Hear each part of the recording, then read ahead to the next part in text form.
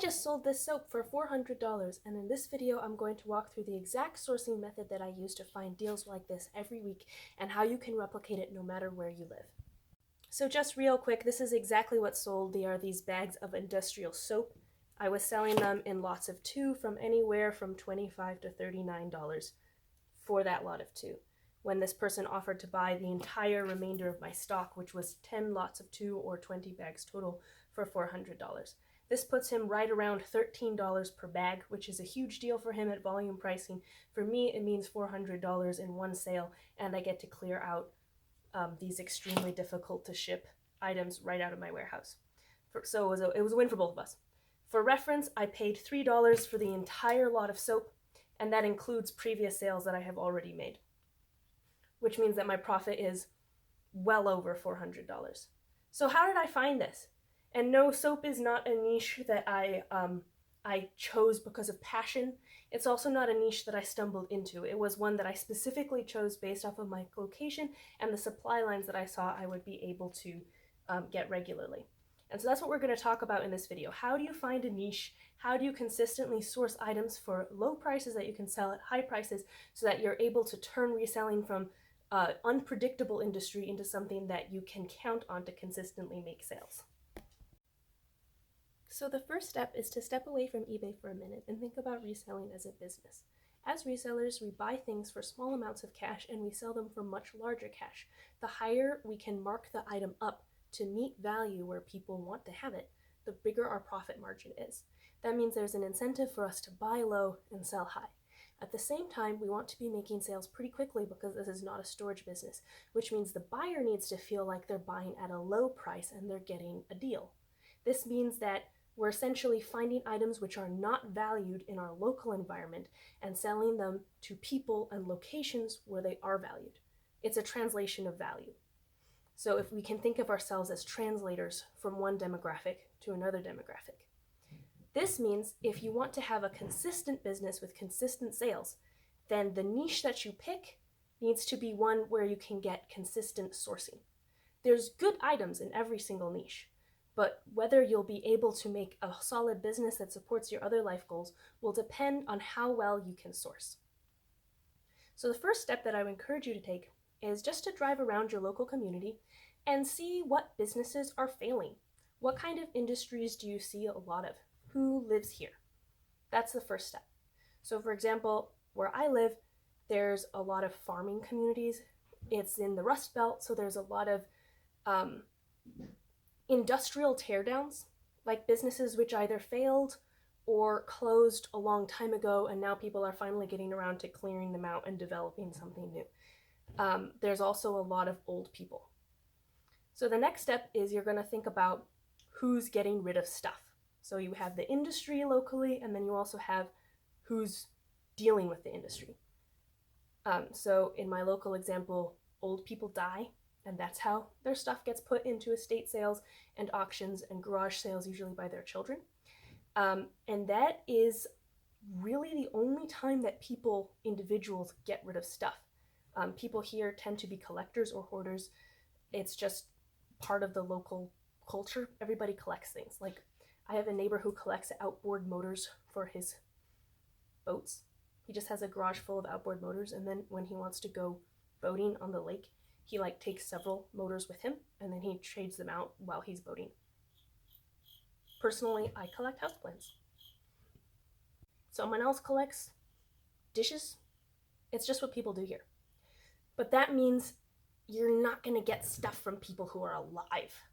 You're going to get stuff from people who died, specifically things that their children don't value.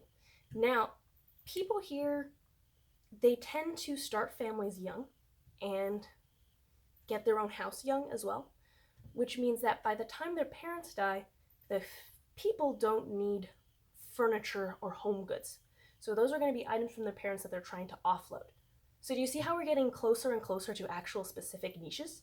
We're getting household goods that children aren't going to want from their dead parents, and we're getting industrial goods. And these niches are based specifically off of where I live and what kind of people are getting rid of stuff. Because my goal is to be able to have consistent sourcing methods so I know exactly how many items I can get per week, and so I can calculate exactly how many sales per week I can expect to make, so I can calculate exactly how much money I can expect to make per week. So, example of 2 product items. When I go to live auctions, you are going to look for what is selling in box lots. What is selling singly is going to be stuff that people value locally because they saw it and they're like, this is valuable enough that we're going to sell it singly. So that's good, and it's good to know, and it's great education, but that is not what you're going to focus on in order to pick a niche. You want to pick a niche in items that you consistently see sold as lots, not labeled incorrectly, labeled as lot of home goods. In my area, this looks like lampshades. I got into the lampshade niche because I knew that I could pick up a whole box of them close to where I live for maybe $5 to $10 total. And then I could sell each lampshade, correctly identified, for $25 to $35. For example, this is a schoolhouse lampshade. So vocabulary matters. You gotta sell it by its right vocabulary term.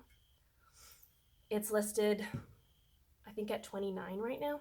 And I normally sell these anywhere from $25 to $39 on the high end. The second example, of course, is industrial soap. So I started going to industrial auctions because I knew that there was a lot of industry around me and that businesses often failed. So I thought it would be a good niche to get into for sourcing reasons. However, a lot of the other local resellers around me had the same idea. And so there's a lot of tool resellers, and I don't have a lot of capital, especially when I was starting. So I was getting priced out of the tool section.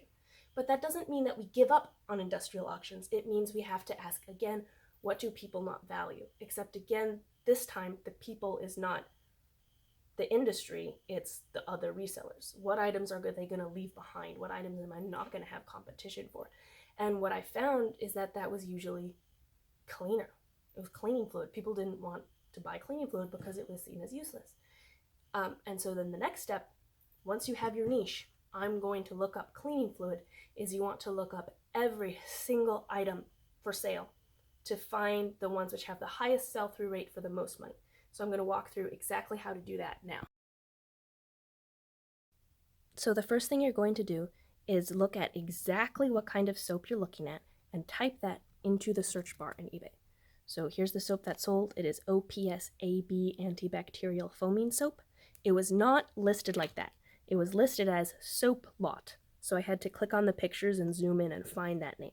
But that's what I did. I just typed in exactly OPS-AB antibacterial foaming soap. And the first thing that you're going to look at is exactly how many results you find. You don't want to look at the prices right now. Okay, I just know that there are 7 active listings currently. So now I'm going to scroll down and click on sold so that I only see how many sold. 3. That means in the last 90 days, which is the eBay cycle, there are 7 active listings and 3 sold listings, which means that this item has about a 50% sell-through rate. That's really good. It means that half your inventory will sell in each 90-day cycle. That's my goal for my items. You can follow this up by going into product research and searching the exact same thing, OPS-AB antibacterial foaming soap, to make sure that the price is remaining stable or increasing over time. You really don't want to pick up an item that is decreasing in value over time unless it is either extremely expensive so you can still make a profit, or it has like a 100% sell-through rate so you can get rid of it. But when we go through with these listings, we can see that it's consistently selling for at least $29. In my business, I want to be able to make a quick profit of at least $20 or higher per item. This item fits my metric. I can make more than $20 per item. It has a 50% sell-through rate. This is a good item. So obviously, finding one item doesn't mean that you found an entire niche. So we're going to look up another item. This is Bathmate RTU by Diversey. This one actually was listed by name, which made it a lot easier because I could just copy and paste from the auction listing straight into here. So we're going to search it up. And we see there are 4 results for this particular acid cleaner. They kind of range in price. We've got 2 expensive ones and 2 cheap ones. We're going to go to sold. So there's 4 active and there's 2 sold. So that also has a 50% sell-through rate, which is good. But you're going to want to notice that the 2 sold have wildly dissimilar prices. So that's kind of weird. So that means we're definitely going to want to check this in product research, see what's going on with that price. Is it staying stable? Is it going up? Is it going down? We just want to get a little bit more insights into what we can expect by selling this product. So diversity bath mate RTU, type that in. So our average price is $16.85. It's only sold 8 total sellers, which either means that there's just not a lot of it or it does not sell. Okay, and as we're scrolling down here, we really see that, yeah, the price just varies a lot. So that means I would probably put it in the middle of these 2 solds. I wouldn't try to sell it for $23.49 or for $8.98. I'd probably try to sell it for around $18 and then maybe take an offer for $15 if I had to. Is it important to look up every single item you're potentially buying? Yes! It's so important because you're not picking this niche based off of your prior knowledge and you're not picking this niche off of your passion. And even if you were, passion is not a great way to make business decisions. You're picking this niche based off of its ability for your sourcing and whether or not you can make a profit on it. So you want to look up every single item until they're memorized. And even when they're memorized, you definitely want to look the items up again if it's been 3 to 6 months since you've sold one, in case the market has changed. Maybe now it's not longer in demand. Maybe the cleaner released a better version of the same kind of soap, and so your soap is no longer valuable. What's the biggest mistake that I see people make? Okay, so a lot of people, and especially beginners, they pick a niche on eBay based off of the prior knowledge that they already have. They might be a collector who wants to turn to reselling, or they might be somebody who really enjoys thrifting, and so they know a lot about purses, and so then they want to sell purses. This is great if you're trying to make a side hustle, and this is great if you're trying to fund your hobby. However, unless you just happen to be lucky enough to have a great sourcing avenue for whatever your passion is, it's just not going to work practically if eBay is your full-time job. If you want this business to pay all of your bills, that means you need to build it off of a source method which is consistent. And the source method which is consistent, it's possible to find those, but they're going to be heavily influenced by what location you're in and who's getting rid of stuff. So that's the biggest mistake. Okay, so to recap, you're going to tour your neighborhood, your town, or your city, and figure out what industries are common. You're going to think about what people are working in these industries, who lives here, and who's throwing things away. You're going to identify the items that they're throwing away consistently. You're going to look up each individual item within that category until you find the fast-selling ones. And then you're going to be disciplined to only sell the items that fit your metric for the business.